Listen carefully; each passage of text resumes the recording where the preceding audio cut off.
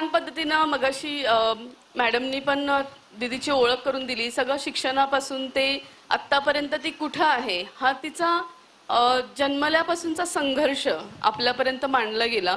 पण ही जी संघर्ष कहाणी आहे, आपला विषयच की संघर्ष अस्तित्वाचा. म्हणजे माऊली दीदी, मी आता एकताना मॅडम किंवा काय असं न म्हणतात, ती दीदी आता आपल्यातलीच एक झालेली आहे. तर माऊली दीदी चे जे संघर्ष आहे अगदी सुरुवातीपासून, म्हणजे जन्मल्यापासून जन्मतःच 2 हात खांद्यापासून नाही आहेत हे विचार करूनच आपल्याला कसं वाटतं. म्हणजे आपल्यापैकी इथे बऱ्याचशा आई आहेत किंवा काय, पण जर आपलं सगळं चाललेलं असतं, सोनोग्राफी चाललेली असते, सगळं सुरू असतं आणि थोडं जरी कळालं की थोडं जरी आपल्या बाळाचं काहीतरी आहे, तर तेव्हापासून आपला जीव इतका खालीवर होत असतो. तर जन्मतःच दोन्ही हात नसला तरी तेव्हापासून ते आत्तापर्यंत एक आदर्श ऑफिसर म्हणून पर्यंतचा प्रवास आपण दीदीच्या तोंडूनच ऐकणार आहोत.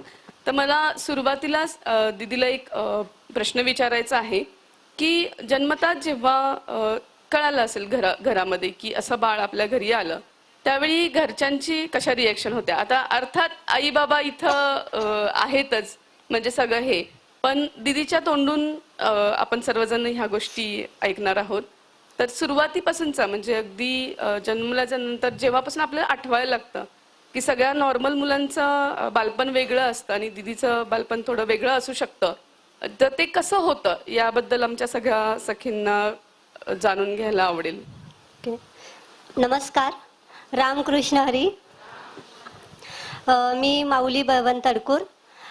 माझा जन्म पदस्पर्शाने पावन झालेले आपले छत्रपती शिवाजी महाराजच्या पदस्पर्शाने पावन झालेला पन्हाळगड याचाच पायथ्याशी आणि निसर्गाच्या सानिध्यात वसलेले एक छोटंसं गाव म्हणजे पोर्ले तरपठाणे या ठिकाणी माझा जन्म 29 जानेवारीला झाला. म्हणजे जन्म झाला पण घरी आनंद असा नव्हता, कारण एकतर मुलगी म्हणून जन्माला आले होते, मुलगा हवा होता, दुर्दैवानं मुलगी जन्माला आले होते, पण त्यात दोन्ही हात नाहीत असं ज्या वेळेला कळलं, म्हणजे जन्म माझा घरीच झाला, असं हॉस्पिटलमध्ये कुठेच झाला नाहीये, तर त्यावेळेस जी मानसिकता होती ती तुम्ही आई म्हणून कशी असेल ते तुम्हाला समजू शकेल. आणि त्यावेळेला माझ्या घरची अवस्था ही जशी तुम्हाला आता जाणवते तशीच माझ्या घरची होती. माझ्या आईला तर काहीच समजत नव्हतं, म्हणजे ती तर अशा, म्हणजे तुम्ही पण एक माता आहात त्यामुळे तुम्हाला समजतच असेल माझ्या आईची अवस्था कशी झाली असेल. आणि तीच अवस्था तिची खूप अशी झाली होती. पण त्यावेळेला मला आधार दिला माझ्या आजीने, कारण एकतर समाज बोलत होता, समाजात खूप चर्चा सुरू होती की भूत जन्माला आला आहे, परत मुलगी आहे, आयुष्य कसं असणार आहे, मारून टाका, काहीच जगण्याचा अर्थ नाही आहे तिच्या ह्याच्यामध्ये, असे सल्ले खूप चांगले चांगले देत होते. पण माझी आजी भक्कम होती, म्हणजे विचाराने पण होती आणि आवाजाने आणि सगळ्याच गोष्टीने तिने सगळ्यांना ठणकावून सांगितलं, मी जिवंत आहे ना तोपर्यंत माझ्या नातीच्या केसाला धक्का लागणार नाही. आणि तिने तो निर्धार घेतला, म्हणून मी आज तुमच्या समोर आहे. कारण तिने जर ते पाऊल उचललं नसतं आणि तिने जर ते मत हे केलं नसतं आणि सगळ्यांच्या सल्ल्याला जर तिनं होला हो केला असतं ना, तर तुमच्या समोर मी आज नसते. आणि वडिलांची अवस्था तर एकतर समाजाला तोंड द्यावं लागत होतं. बाप म्हटल्यानंतर बापाची भूमिका ही कठोर म्हणजे बापाला दाखवता येत नाही. आई रडून, आई त्रास करून सगळं सहन करू शकते, पण बापाला ते करता येत नाही. आणि बापाची अवस्था अशीच झाली होती. तसेच माझ्या घरचे, आमचे कुटुंब म्हणजे जॉईंट फॅमिली आहे, माझे मावशी काका आमचे सगळे परिवार, म्हणजे ते सगळ्यांचीच अशी अवस्था झाली होती ना की सगळ्या समाजाला त्यावेळेला तोंड द्यावं लागत होतं. पण त्यावेळेला माझी आजी खंबीर होती आणि त्यामुळेच मी जगले, वाचले, घडले आणि मी इथे आले ते तिच्यामुळे. आणि माझ्या आयुष्यातलं सगळ्यात अनमोल व्यक्ती म्हणजे माझी आजी आहे. म्हणजे कारण ती होती म्हणून मी आहे. आणि त्यानंतर जगवलं, वाढवलं, सगळ्या गोष्टी केल्या. पण सुरुवात असं होतं ना, पण की काहीच समजत नव्हतं की कसं हे होणार. त्याचबरोबर माझ्या बहीण भावांची साथ खूप होती मला. आम्ही 7 जण बहीण भाऊच, म्हणजे जॉईंट फॅमिली होती, त्यामुळे आम्ही सगळे 7 जण बहीण भाऊ होतो. मी सगळ्यात सेंडफळ, त्यामुळे सगळ्यात लाडकी. आणि प्रत्येक गोष्ट म्हणजे आता सगळेजण हाताने करायचे, स्टार्टिंग पासून म्हणजे आता पण मला नव्हतेच ना, तर मी कसं करणार. मग त्यावेळेला माझे वडील काय करायचे, मला रांगता येत नव्हतं, मी बसायचे, तर त्यावेळेला एखादी वस्तू पुढे टाकायचे, ती पकडायला हे करायचे. मग ते मी पायानंच सगळ्या गोष्टी करत होते. म्हणजे घरच्यांचा इतका सपोर्ट ना, कारण का त्यांनी प्रत्येक गोष्ट एक कमी दिली म्हणून दुसऱ्या गोष्टीला कधीच हे केलं नाही त्यांनी. म्हणजे भलेही 2 हात नसले ना तरी पाय सक्षम असले बनवले पाहिजेत, त्यासाठी त्यांनी प्रत्येक गोष्ट माझ्याकडनं करून घेतली. त्यावेळेला आईचं मन कसं, एखादी गोष्ट करताना बाळाला लागू नये, सहज इझी व्हावं, पटकन हे करता यावं म्हणून आई लगेच हे करत होती, असू दे मी करते. आजी पण नाही, त्यावेळेला वडील म्हणायचे, ती आत्ता पडली, आत्ता ती धडपडली तर ती उद्या तिच्या पायावर उभं राहू शकते. आणि त्यासाठी खरी साथ वडिलांची, कारण का एवढं शेतातून दिवस रात्र कष्ट करून यायचे, मेहनत करून यायचे, पण आल्यानंतर ना माझ्यासोबत ह्या गोष्टी जमतात का, त्या गोष्टी जमतात का, ह्या असं सगळ्या गोष्टी करायला बघायचे. त्याबरोबर माझे सगळे बहीण भाऊ शाळेला जायचे. बालपण असं सगळ्यांसोबतच असं छान पद्धतीने चाललं होतं. मला काहीच वाटत नव्हतं, कारण काय त्या गोष्टीचे मला कधी वाटलंच नाही. कारण का जी गोष्ट नव्हती त्या गोष्टीबद्दल काय वाटलंच नाही, कारण का मला असं वेगळं वाटायचं उलट. कारण काय होत होतं, सगळेजण हाताने करतात नॉर्मल आणि मीच वेगळे पायाने करते. मला त्यावेळेला वाटायचं उलट मी सगळ्यांपेक्षा काहीतरी वेगळे आहे, आणि त्यावेळेला मला काहीच वाटायचं नाही. आणि ज्या वेळेला बहीण भाऊ अभ्यास करायचे, सगळे हे करायचे, त्यावेळेला पण मी तिथं जायचे, असे पेन घ्यायचे, आता जशी घेते तशी. आता पेन हा आता सहज घेतला, आणि त्यावेळेला काहीतरी घेत होते, काहीतरी रेखाड्या वगैरे असे मारत होते. आता मी लिखाण चांगल्या पद्धतीने करू शकते, लिहू शकते. तुम्ही ज्या स्पीडने लिहू शकता त्या स्पीडने मी लिहू शकते. पण त्यावेळेला मी ते रेघाट्या ओढणं, सगळ्या गोष्टी करणं, मी लिहून नंतर दाखवेल, आता आपलं बोलणं होऊ दे. तर त्या गोष्टी होत होत्या. आणि त्यावेळेला घरच्यांना कळलं की हिला शिकवलं पाहिजे, कारण का मुलगी शिकली, प्रगती झाली, आणि आपल्या मुलगीची पण प्रगती झाली पाहिजे, आपली मुलगी पण शिकली पाहिजे. आणि त्यावेळेला निर्णय घेतला शिकवायचा. पण शिकवायचं म्हटल्यानंतर शाळेत पाठवायचं, एकटं पाठवायचं, कुठं पडलं धडपडलं काय केलं तर आईची काळजी वेगळीच असते, ते आता तुम्हाला सगळ्यांनाच माहिती आहे. आणि तरी घरच्यांनी निर्णय घेतला की शाळेत पाठवायचं. प्राथमिक शाळेत मला गावामध्येच पाठवलं. ज्यावेळेला माझी आई मला काकेतनं घेऊन गेली, त्यावेळेला मुख्याध्यापक बोलल्या की आमच्या शाळेत नका पाठवू, त्यांच्यासाठी वेगळी स्पेशल शाळा आहे तिथे पाठवा. का, कारण माझ्यामुळे बाकीच्या मुलांचं काय होईल, नुकसान होईल. त्यांना म्हणजे मला जास्त वेळ द्यावा लागेल ना, म्हणजे पायाने सगळ्या गोष्टी करण्यासाठी, तर तिला जास्त वेळ द्यावा लागेल, बाकीच्या विद्यार्थ्यांचं नुकसान होईल. हे अशीच चर्चा सुरू होती. माझी आई म्हणत होती की शिकली पोरगी तर इथंच शिकू दे, काय असेल ते, पण मला बाहेर पाठवायची नाही, माझ्यापासून दूर काय पाठवायची नाही. मग असंच चर्चा सुरू होती. आणि मी पहिलीला ऍडमिशनसाठी, म्हणजे पहिलीलाच डायरेक्ट अंगणवाडी, आता सारखं ज्युनियर सिनियर KG नर्स काय काय असतं ते असला प्रकार काय आपल्या आयुष्यात घडलाच नाही, डायरेक्ट पहिलीलाच. आणि गेल्यानंतर ते अशी चर्चा सुरू होती. मग माझ्या वर्ग शिक्षिका आल्या. म्हणजे आयुष्यात आई वडील आणि फॅमिली नंतर सगळ्यात मोठा गुरु असतो तो कोण, तर शिक्षक. आणि माझ्या मस्के टीचर, मला अभिमानानं सांगावं असं वाटतं, कारण का अधिकारी जे झाले ना आणि जे मी लिहू शकते ना ते पायात पेन धरून, ते त्यांच्यामुळे. त्यामुळे मला अभिमानानं त्यांचं नाव घ्यावं असं वाटतंय, मस्के टीचरांचं. कारण त्या होत्या, त्यांनी तो विश्वास दाखवला. ती चर्चा सुरू असतानाच त्या आल्या, बोलल्या की म्हणजे काय सुरू आहे. तर त्यावेळेस त्यांनी सांगितलं की मी हिला शिकवेन, कारण का मी शिकवेन, त्यामुळे आमच्या वर्ग शिक्षक होत्या, आणि विद्यार्थ्यांचं नुकसान होणार नाही. आणि जर माझ्यामुळं जर विद्यार्थ्यांचं नुकसान झालं तर मी 1 वर्षामध्ये रिझाईन देईन, आणि हिला पण ह्या शाळेतून आम्ही दुसरीकडे हे करू. आणि त्यावेळेला त्यांनी ते धाडस दाखवलं, कारण का एवढं सोपं नाही आहे. म्हणजे माझ्यासाठी त्यांनी तेवढं मोठं पाऊल उचललं की रिझाईन देईन. हे बोलणं सोपं नाही, बोलून सहज आपण खूप गोष्टी बोलून जातो, चंद्र तारे तोडून आणू, हे गोष्टी अशा खूप असतात, पण आणू शकत नाहीये. मग त्यावेळेला ते बोलणं आणि ते करून दाखवणं ह्यामध्ये खूप हे होतं. आणि त्यावेळेला तो जो आधार मिळाला ना त्या मॅडमचा, मला मस्के टीचरांचा, त्यामुळे मी तर आहे. कारण त्यांनी मला बाकीच्या पहिलीला होते शाळेत, आम्ही असं खाली बसत होतो, आता सारखे बेंच नव्हते तेव्हा. तर सगळ्यांना मॅडम जायच्या हाताला धरून आई शिकवायच्या. मला अजूनही म्हणजे आता मी तुमच्या सोबत बोलते पण मला तो क्षण अजूनही डोळ्यासमोर येतोय की त्या माझ्या जवळ यायच्या, माझ्या पायाला हात लावायच्या आणि मला ते आई शिकवायच्या. म्हणजे ते दृश्य अजूनही माझ्या डोळ्यासमोर आहे. आणि त्यांचं ते शिकवणं जे होतं ना, त्यामुळे मी एक ठरवलं की ह्या मला जे शिकवतात ना, तर माझं हस्ताक्षर सगळ्यांसारखं बेस्टच असलं पाहिजे. संघर्षातूनच खरं सामर्थ्य निर्माण होत असतं.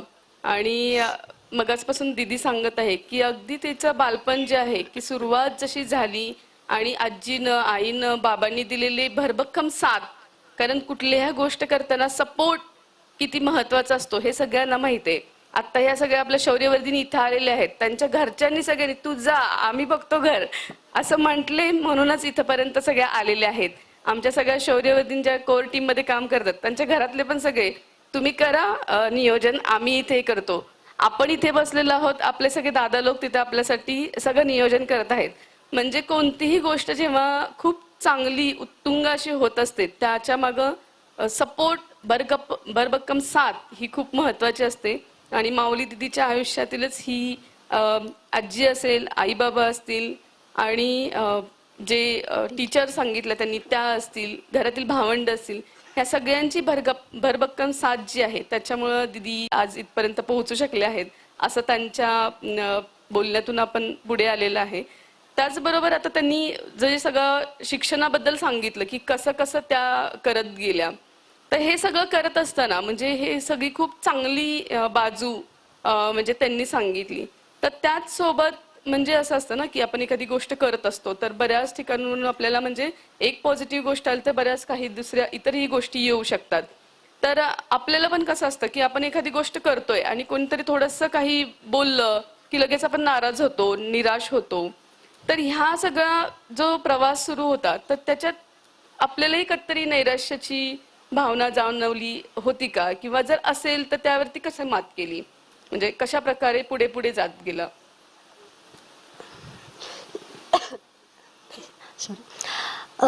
हे शिक्षण सुरूच होतं. माझा शिक्षणाचा प्रवास असा चांगला पद्धतीने सुरू होता, पण सगळे बाहेर ग्राउंडवर खेळायचे आणि त्यावेळेला एकच गोष्टीमुळे मला खेळता कुठल्या गोष्टीमध्ये सपोर्ट म्हणजे खेळता आलं नाही, कारण का पडेल लागेल ह्या गोष्टीमुळे. पण मी खो खो मध्ये होते, पण तेव्हाही त्या गोष्टीमध्ये जास्त काही केलं नाही. पण आपण ह्या खेळाव्यतिरिक्त काहीतरी आपल्यामध्ये काहीतरी देवानं दिलं असेल आणि ते वेगळं पण स्वतःला स्वतः शोधावं लागतं, असं कोणीतरी सांगून नाही हे करत. त्यामुळे आपल्यातच असतात म्हणजे आपल्यातच ते गुण असतात. म्हणजे एक गोष्ट जरी कमी दिली ना तर देवाने आपल्या 10 गोष्टी चांगल्या दिलेल्या असतात आणि त्या आपण शोधायच्या स्वतः. आणि त्यावेळेला मला जाणीव झाली, आम्ही संगीतला जात होते, म्हणजे गावामध्ये भजनी मंडळ होतं आणि माझं नाव माऊली माझ्या भावानेच ठेवले. आमच्या घरचं पण वातावरण सांप्रदायिक वातावरणच आहे आणि भजनी मंडळ असं होतं गावामध्ये आणि आम्ही भजनाला जायचो. त्यावेळेला आम्ही गाणं ते म्हणत होते, असंच सुरू होतं. त्यावेळेला एक असं ते हार्मोनियम सारखं वाद्य दिसलं आणि ते सगळेजण मैत्रिणी ते माझ्या बरोबरच्या, कसं असतं आपल्या सोबतची जी असते ना त्या आपण जरा असं हे करतो ना की तिला येतं मग आपल्याला का नाही. मग माझ्यासोबतची जी मैत्रीण होती तिला ते हार्मोनियम छान यायचं आणि सगळे तिचं कौतुक करायचे तिथं. मग मला हे वाटायचं मला काय यायचं नाही, मला पण आलं पाहिजे, माझं पण कौतुक झालं पाहिजे. म्हणजे ते लहानपणी त्या गोष्टी असतातच की हिचं आहे ना तर आपण हिच्यापेक्षा बेटर असलं पाहिजे किंवा आपण पण अशा पद्धतीनं तिथपर्यंत पोहोचलं पाहिजे. आणि त्यावेळेला ते मला असं वाटलं की मला पण ते आलं पाहिजे. आणि मी ते हार्मोनियमच्या इथं वाजवायला म्हणून कोणी नसताना बसले आणि तिथं चेअर घेऊन ते धरलं. तर एक आले कोणतरी एक म्हणजे व्यक्ती आणि ती चिडली माझ्यावर की म्हणे ते देवाचं असतं आणि देवाला पाय लावतात का, समजत नाही का. आणि मी मंदिरातच वाजवत होते, महादेवाचं मंदिर होतं ते आणि तिथंच मी वाजवत होते. आणि मला खूप वाईट वाटलं त्यावेळेस. आणि मी घरी आले आणि घरी आल्यानंतर मी प्रत्येक गोष्ट बापाला शेअर करायचे, कारण किती दमून येऊ देत, किती कष्ट करून येऊ देत, पण आल्यानंतर प्रत्येक गोष्ट मी सांगणार, हे असं झालं ते तसं झालं. बहिणीनंतर जर सांगणार असेल तर बापाला. मग आबा म्हणते मी, मग मी आबांना आले आणि सांगितलं की असं असं झालं, जो प्रकार घडला होता तो आणि मला पण शिकायचंय. मग त्यावेळेला ते म्हटले नाहीत मला की तुला असा प्रॉब्लेम म्हणजे असा आहे आणि तू कसं शिकणार, किती जरी इच्छा असेल. पण त्यावेळेला आबांचं एकच वाक्य, शिकायचंय ना मनातली इच्छाशक्तीच पाहिजे, तुला शिकायचंय ना तर तुला येणार, हे त्यांचं असायचं. आणि तू वाजवणार, तू करणार, मला माहित आहे.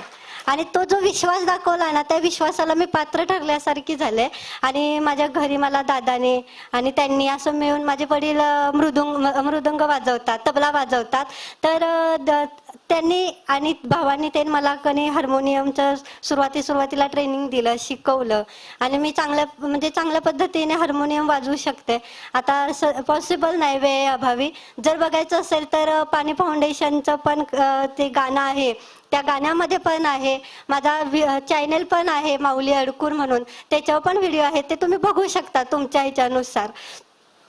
तर त्या गोष्टी होत गेल्या. हार्मोनियम पण शिकले. मग मला खूप भारी वाटलं, कारण तिच्यापेक्षा मी चांगल्या पद्धतीनं वाजवू शकले, करू शकले. ह्या गोष्टी मला कुठंतरी आत्मविश्वास द्यायला लागल्या. आणि प्रत्येक गोष्ट मी अशाच पद्धतीनं शिकत गेले. आणि हस्ताक्षरचे एक ॲक्च्युली असं झालं, शाळेमध्ये ना हस्ताक्षरच्या स्पर्धा होत्या. आणि मला असं वाटायचं हस्ताक्षर म्हणजे हाताच्या स्पर्धा, मग पायाच्या स्पर्धा का नाहीत. पायाच्या स्पर्धा घेऊ शकत नव्हते, कारण का मी एकटीच लिहिणारे होते ना, ते घेणार कोणासाठी. जर घेतल्या स्पर्धा तर फक्त माझाच नंबर येईल, असं होतं. मग मी मॅडमकडे गेले, म्हटलं मॅडम हस्ताक्षर म्हणजे हाताच्या स्पर्धा, मग पायाच्या स्पर्धा का नाहीत. म्हणजे पायाच्या स्पर्धा नाहीत, पण ते तुझे पाय नाहीत तर ते तुझे हात आहेत, आणि तू त्यांच्याबरोबर भाग घेऊ शकतेस. आणि मी त्यावेळेला त्यांच्यामध्ये तो भाग घेतला शाळेत असताना. त्यावेळेला तो नंबर आला. आणि त्यानंतर मग दररोज माझी मोठी बहीण आहे ना, ती माझ्यासाठी अभ्यासासाठी खूप हे करायची. म्हणजे मी शाळेत आले ना तर मला नेहमी ते भजनी मंडळाची सवय लागली होती. मग मी आले की शाळेतून तिकडंच पळायचे, मग अभ्यासामध्ये दुर्लक्ष होत होतं. पण माझ्या मोठ्या बहिणीने मला तसं नाही करू दिलं. मला प्रत्येक गोष्ट मला शिकवली. मला प्रत्येक गोष्टीला तिने सपोर्ट केला की हे तुला आलं पाहिजे, हे तुझं चांगलं झालं पाहिजे. अशा गोष्टीमुळे ना प्रत्येक गोष्ट मला तिने करायला हे केली. म्हणजे शिक्षणाच्या बाबतीत म्हणजे ती अशी म्हटली, तुला कुणी असं म्हणू नये, म्हणजे असं म्हणता कामा नये, तुला हा प्रॉब्लेम आहे ना म्हणून तुला कधी येत नाही, तुला बुद्धीचा प्रॉब्लेम नाही ना, तुला शरीराचा प्रॉब्लेम आहे, तुझी बुद्धी चांगली आहे ना, तर तू त्यांच्यामध्ये तू चांगली सर्वश्रेष्ठच असली पाहिजेस, हे त्यांचं मत असायचं. त्यामुळे ना प्रत्येक गोष्टीमध्ये भलेही मी टॉपर नसेल, भलेही मी लो नसेल, पण जे होते ना ते माझ्यासाठी मी चांगल्या पद्धतीनं ॲव्हरेजमध्ये होते. आणि कधीच कुठल्या गोष्टीमध्ये मी कमी पडले नाही, किंवा घरच्यांपर्यंत कधी तक्रार येऊ दिली नाही की ही इथं कमी पडते, हिला ही गोष्ट जमत नाही. कारण का मला आवडायचं नाही की कोणी मला म्हटलेलं की हे तुला जमत नाही. मग मला खूप वाईट वाटायचं, हे का जमत नाही. मला असं म्हणणारी लोक आवडतात की हे तुला जमू शकेल, हे तू करू शकशील, कारण का तुमचंच वाक्य आहे ना ते, तू चाल पुढं. मग त्याच हेच आहे, तर चाल पुढं म्हणण्यासाठी हे तुला शक्य आहे. नक्कीच. विचारांचा पाया भक्कम असली की ती माणसं ठामपणे उभं राहत असतात. आणि माऊली दिदीच्या बोलण्यातून, तिच्या आत्मविश्वासातून आपल्याला हे सगळ्यांना जाणवत आहे. ते म्हणजे अगदी वातावरण जे आहे ते असं दुमदुमत आहे. म्हणजे हा जो डोंगराचा भाग आहे तो सगळा असा आता दिदीच्या आवाजाने एकदम असा मंत्रमुग्ध झालेला आहे. आणि जसं म्हटलं की नैराश्यातून बाहेर निघण्यासाठी, म्हणजे एखादी गोष्ट आली, होत नाही, मग आता मी काय करू, असं कधी म्हणत न बसता त्याच्यावरती कशा प्रकारे आपण सोल्युशन काढू शकतो, प्रयत्न करू शकतो, हे दिदीनं तिच्या प्रसंगातूनच म्हणजे सांगितलेलं आहे. याचबरोबर मगाशी आपल्याला सांगितले गेले की दिदी आता स्पर्धा परीक्षांमधून एका पदावरती कार्यरत आहे. तर तुमच्या गावामध्ये तुझं शिक्षण झालं आणि तिथून मग ह्या स्पर्धा परीक्षेपर्यंतचा प्रवास तो कसा होत गेला आणि अजून पुढे कसा सुरू राहणार आहे, याबद्दल आम्हाला थोडं ऐकायला आवडेल. 7वी पर्यंत शिक्षण गावीच झालं. 7वी नंतर जरा दूर जावं लागत होतं, सो त्यामुळे मला पॉसिबल नव्हतं तिथं जाणं. तर त्यावेळेला घरच्यांनी म्हणण्यापेक्षा मीच निर्णय घेतला, कारण का त्यावेळेला थोडं समज आली होती. आणि त्यावेळेला निर्णय घेतला की शिकायचंय तर पुढं म्हणजे जावं लागेल, बाहेर पडावं लागेल. आणि उजगावमध्ये, कोल्हापूरमध्ये उजगावमध्ये हेल्पर्स ऑफ द हँडिकॅप ही संस्था आहे. नसीमा हुरजुक मॅडम आहेत, त्यांची ती संस्था आहे. त्यांची पण खूप स्टोरी म्हणजे इथे येऊन गेलेले आहेत का? ओके, म्हणजे सगळ्यांना माहीतच आहेत. मग त्या संस्थेतच मी 8वी ते 10वी मध्ये शिकले आणि खऱ्या अर्थाने स्वावलंबन असताना ते मी तिथं शिकले. कारण का मी घरी असताना खूप म्हणजे आत्ताही लाडाची आहे, तेव्हापासूनही लाडाची होते आणि घरी आल्यानंतर मला कोणती गोष्ट करू देत नव्हते. सगळ्या गोष्टी घरच्याही करायचे किंवा सगळ्याचे करायचे. पण हॉस्टेल लाईफ कसं असतं ना, ते मला तिथून कळलं.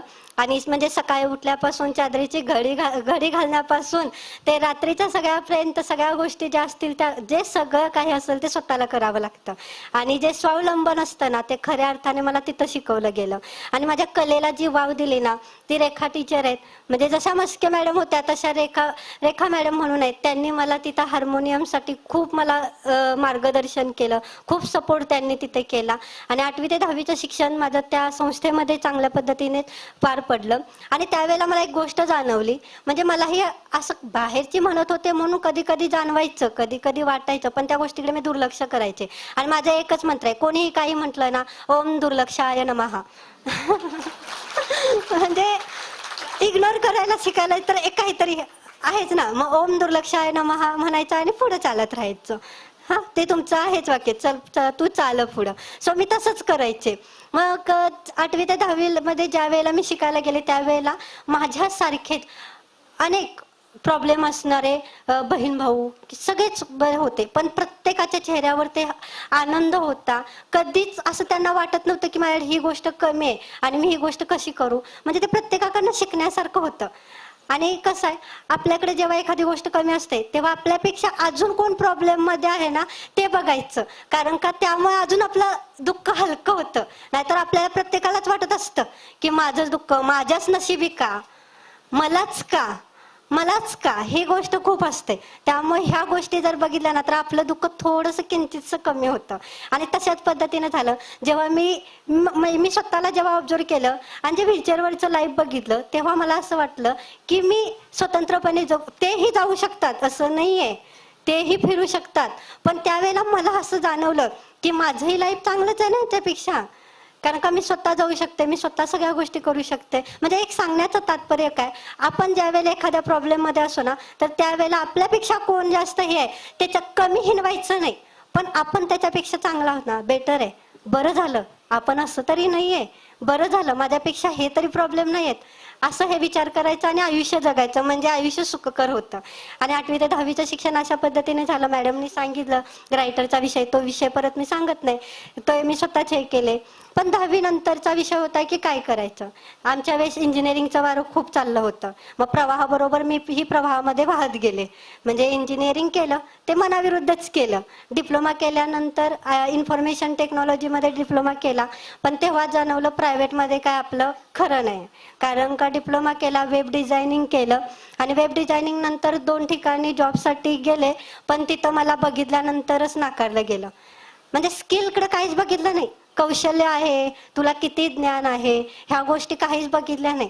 त्यामुळे मला असं वाटतं मी आता ना टेक्नॉलॉजीमध्ये खूप म्हणजे खूप कमी होत चालले. का त्यावेळेला माझ्या स्किलला कोणी महत्त्व दिलं नाही आणि माझ्याकडं जी गोष्ट नाही ना त्या गोष्टीकडं बघितलं गेलं. आणि त्यावेळेला मला 1-2 ठिकाणी नाकारलं. मग मी ते मनात म्हणजे ते माझ्या मनातच बिंबवलं की प्रायव्हेट सेक्टर काय आपल्यासाठी बनलेलंच नाही. जर आपल्याला करायचं आहे तर गव्हर्नमेंटमध्येच करायला पाहिजे. म्हणजे भलेही तिथं बसल्यानंतर भलेही बसलं तरी आपल्याला कोणी उठवणार तर नाही, कोण हाकलणार तर नाही. ह्या गोष्टी माझ्या डोक्यात बसल्या आणि ठरवलं की आपण प्रायव्हेटमध्ये करायचंच नाही, गव्हर्नमेंटमध्येच काहीतरी करायचं. आणि त्यानंतर ग्रॅज्युएशन पाहिजे होतं, डिप्लोमा होता, डिप्लोमा बेसवर आपण एक्झाम देऊ शकत नाही. सो BCom केलं. BCom नंतर मी स्पर्धा परीक्षेची तयारी करतच होते. आणि माझ्या आयुष्यात कसं असतं, आयुष्य जगत असताना ना खूप गोष्टी घडत जातात. म्हणजे कोरोनासारखा खूप भयानक काळ आपण बघितला. म्हणजे ज्याला झाला नाही ते विचाराने मेलेत, ज्याला झाला आणि ज्याला झाला ना ते चांगले बरे झालेत. म्हणजे आपले विचाराची क्षमता कशी पाहिजे ना हे त्या कोरोना काळानं ठरवलं. आणि पैसा हे सगळ्यात गोष्ट महत्वाची नाही तर माणसाचं आयुष्य हे सगळ्यात गोष्ट महत्वाची आहे, हे त्या कोरोना काळानं शिकवलं. आणि त्या काळात मला खूप भारी एक गोष्ट भेटली की सगळं कोरोनाचा काळ होता, शाळा बंद होत्या 2-2 वर्ष, मुलं अभ्यास करायची नाहीत. पण माझ्या गावातल्या पालकांनी माझ्यावर तो विश्वास दाखवला त्यावेळेला आणि माझ्याकडे 40 विद्यार्थी होते. Junior K G senior K जी पासून 8वी पर्यंतचे 40 विद्यार्थी होते माझ्याकडं आणि असे दूर दूर बसायचे, हाताचं अंतर ठेवून बसायचे. मी शिकवायचे त्यांना, मास्क लावून सगळे बसायचे. म्हणजे ते सगळं वातावरण कोरोनाचं होतं, पण त्या मुलांच्या पालकांची, सगळ्यात महत्वाचं पालकांची, कारण का मुलांची इच्छा काय, मुलांना शाळेला बंद आहे म्हटल्यानंतर ते काय आनंदातच, पण पालकांची इच्छाशक्ती इतकी होती की आपल्या मुलाचं शिक्षण थांबता कामा नये. आणि त्या गोष्टीसाठी मी हे पाऊल उचललं आणि त्यांना ते शिकवायचं ठरवलं. आणि क्लासला पण नाव मग लहान मुलांचं होतं, असंच आईमुळे नाव पडलं. असं खूप दंगा करत होती मुलं आणि त्याच वेळेला ती म्हटली, काय तुझी मुलं कधी किलबिल किलबिल करतात. मग त्याच वेळेला ते नाव पडलं आमच्या क्लासला किलबिल क्लास. म्हणजे ते किलबिल क्लास हे नाव आमच्या क्लासला पडलं. म्हणजे 40 विद्यार्थी त्या काळात माझ्याबरोबर होते. मग कोरोनाचा काळ संपला आणि त्याच वेळेला ठाणेकर सर, म्हणजे शाळेतले ठाणेकर सर आले. असंच मी क्लास घेत होते, झाला क्लास सुटला, आले मला बोलले की माऊली तुझं आयुष्य आहे ना एवढ्यातच नाही आहे, तुला क्लासेस तुझं हे यामध्ये तुझं आयुष्य नाही आहे, तुला तुझं अस्तित्व घडवायचं आहे. म्हणजे जो आता विषय आहे अस्तित्व संघर्षाचा ते आहे ना, तर तुला अस्तित्व तुझं घडवायचं आहे, तुला कुठं तर काहीतरी करायचं आहे, तुला तुझी ओळख जर निर्माण करायची आहे ना, तर तुला घरापासून बाहेर गेलं पाहिजे.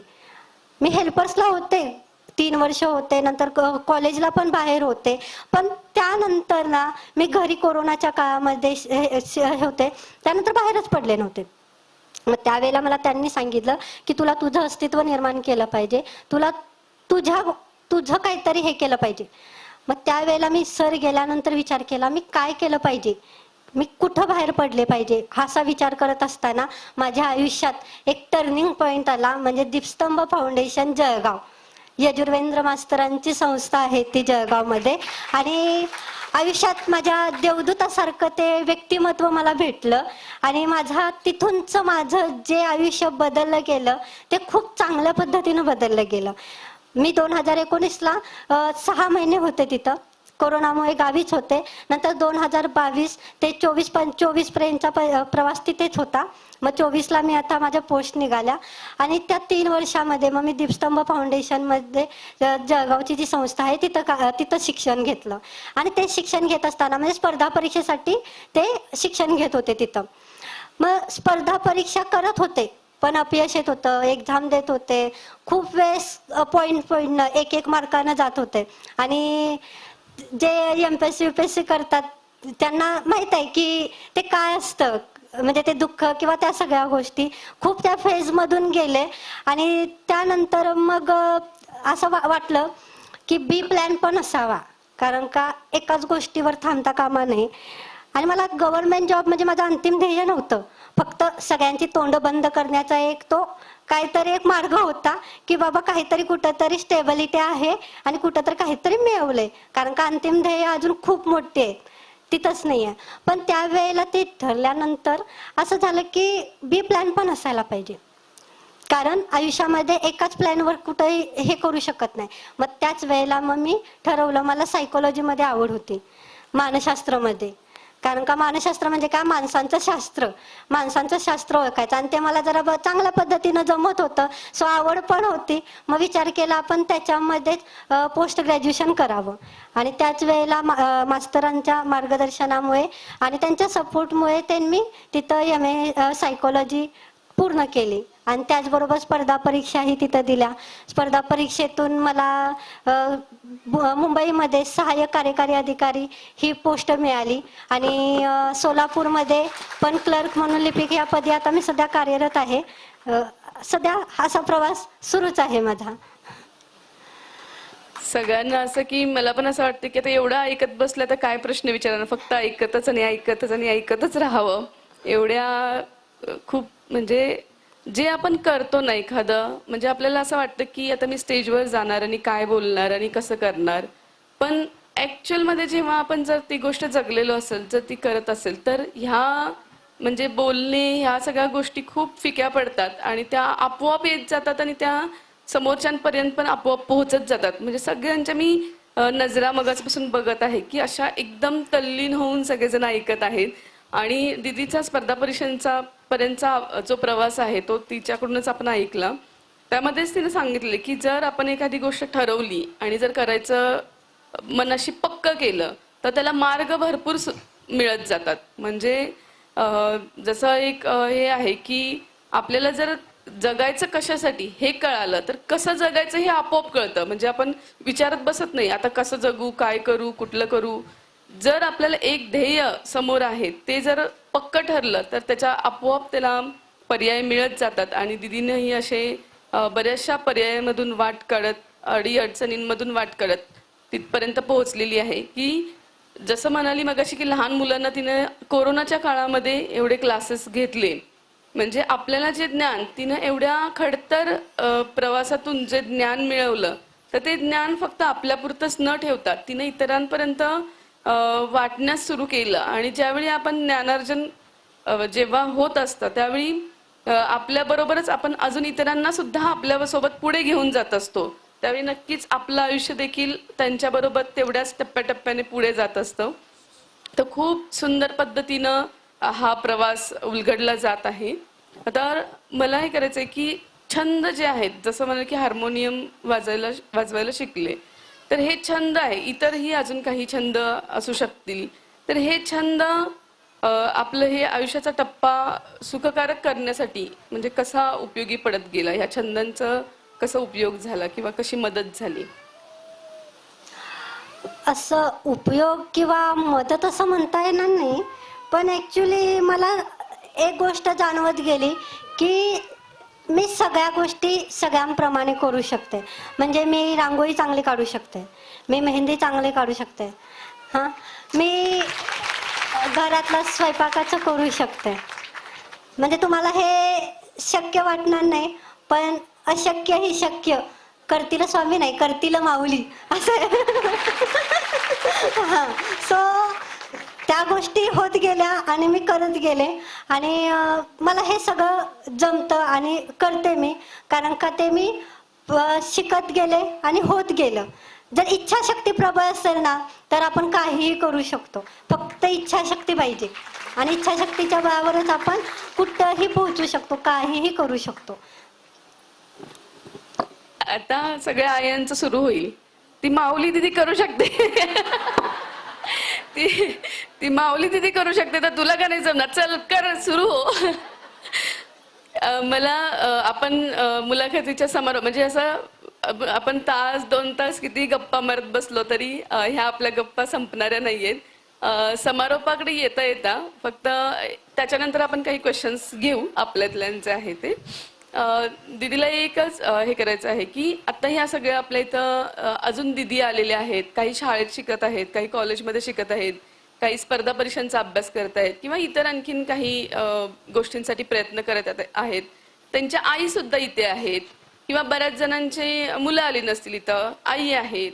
ह्या अशा दिदींना आणि आयांना तू काय सांगू इच्छिते?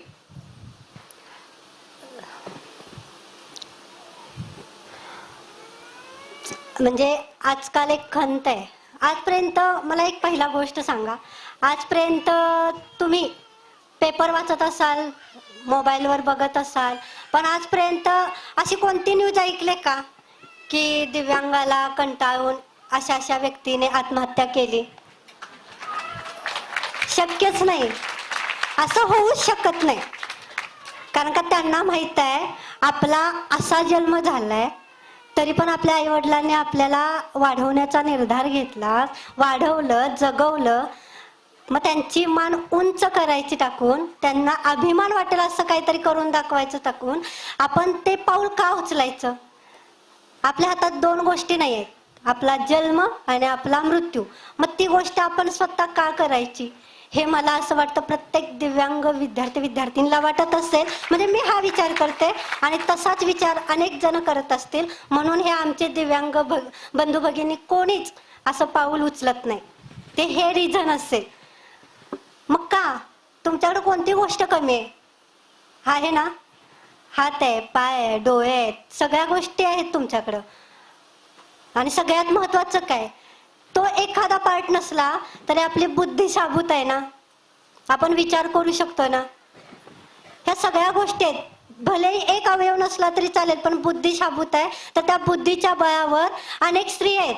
किती उदाहरणं सांगायची तुम्हाला, सगळे कुणाचीच उदाहरण सांगायची गरज नाही, कारण का तुम्ही इथे सगळे शिकलेले आहेत आणि सगळे मोबाईल वापरणारे आहेत. त्यामुळे सगळ्यांना माहित आहेत कोण स्त्री कुठं गेले. एकच स्त्रीचं नाव सांगावं असं अभिमानानं वाटते, सावित्रीबाई फुले. कारण का तिच्यामुळे आपण इथं, तुम्ही आम्ही इथे आहोत. अशा अनेक स्त्री आहेत की त्यांच्यामुळे त्यांनी आकाशाला गवसणी घातली. मग आपण का विचार करतो असा की आपणच का, आपल्यातच का कमी, आपणच हे पाऊल का उचललं पाहिजे. आता कितीतरी आता न्यूज वाचल्या, IIT ऑफिस, IIT जॉब म्हणजे IT कंपनीत जॉबला आहेत, त्यांनी इतक्या मजल्यावरून उडी मारली, ह्याने गळफास लावला, ह्याला 12वीला मार्क कमी पडले म्हणून याने आत्महत्या केली. अरे मार्क म्हणजे आयुष्य नाहीये. आयुष्य म्हणजे ना ह्या मार्कांच्या आणि एखाद्या पोस्टच्या पुढचं खूप वेगळं आयुष्य आहे. आयुष्य म्हणजे दररोजचा संघर्ष आहे. मी आज इथे सांगायला बसले ना माझा संघर्ष, पण मला एवढं माहित आहे इथल्या प्रत्येक स्त्रीचा, इथं प्रत्येक जे जे जण बसले आहेत त्या प्रत्येकाचा वेगवेगळा संघर्ष आहे. प्रत्येकाच्या आयुष्यात संघर्ष आहे. कोणीही विदाऊट संघर्षाचं नाहीच आहे. पण प्रत्येकाने ठरवायचं की त्या संघर्षातून आपण कसं फुलायचं, त्या चिखलातून कमळ कसं उगवायचं, फुलवायचं, ते आपण हे केलं पाहिजे.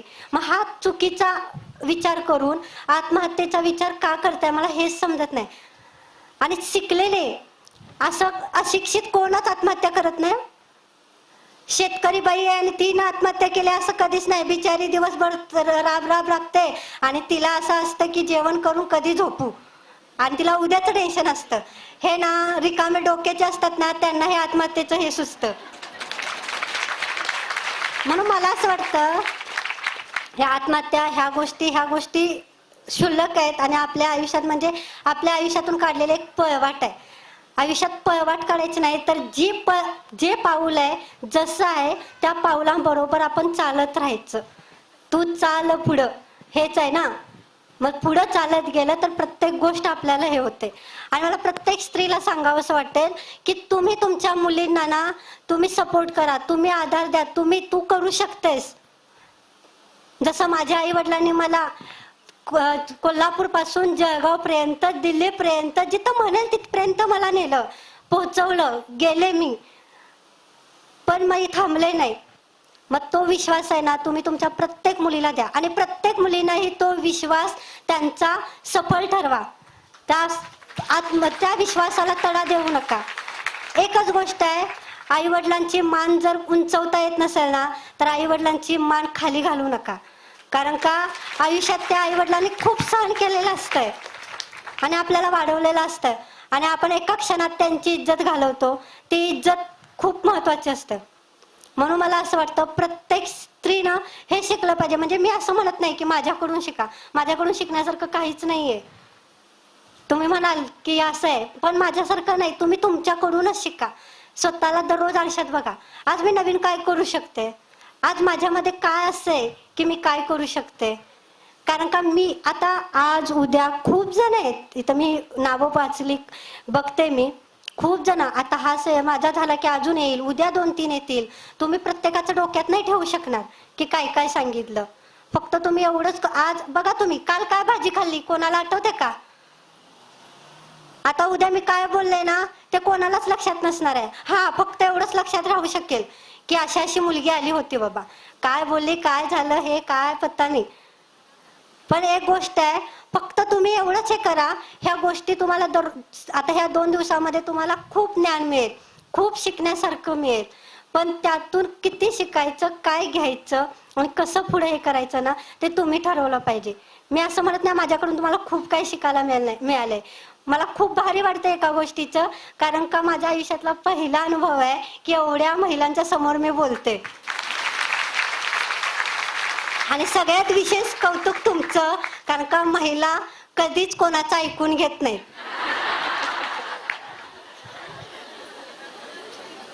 तुमचं कौतुक, तुम्ही एवढ्या शांततेत इतकं ऐकून घेतलंय त्याबद्दल. आमच्या शौर्यवर्धिनी ऐकतात.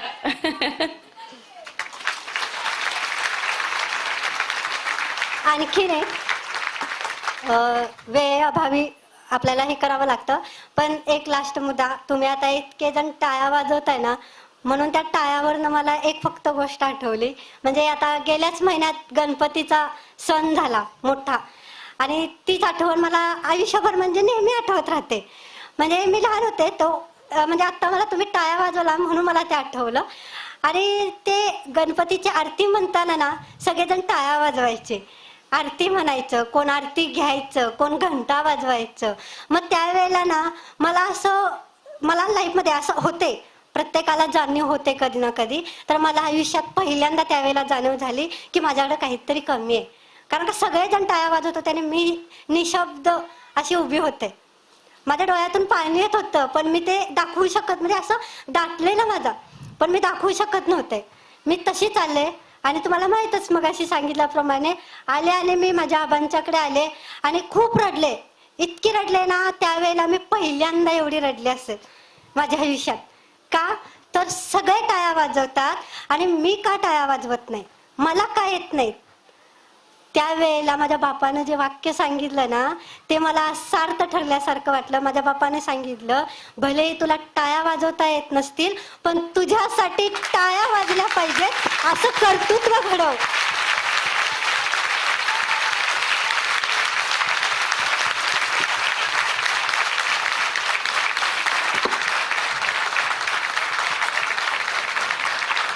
आणि आज त्या गोष्टीचा आनंद आहे. आज माझा बाप ते बघायला इथं आहे, कारण का त्याच्या पोरगीनं कर्तृत्व घडवलं आणि त्या टाळ्या आज वाजवतात. आणि जे माझ्या आता पण मला असं भरून आले, पण जे भरून आले ना ते दुःखाचं नाही तर ते माझ्या आनंदाचं आहे. आता नीट देशभक्त नजरेरोखणी नजरेमध्ये आयुष्याला द्यावे उत्तर.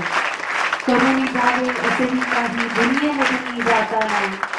करुणी जावे असेही काही दुनियेतून जाता नाही. गरीवर यावा जगाचं सारा निरोप शेवटचा घेताना.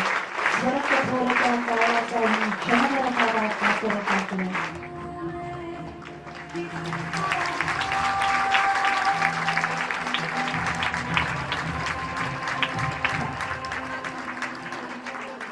You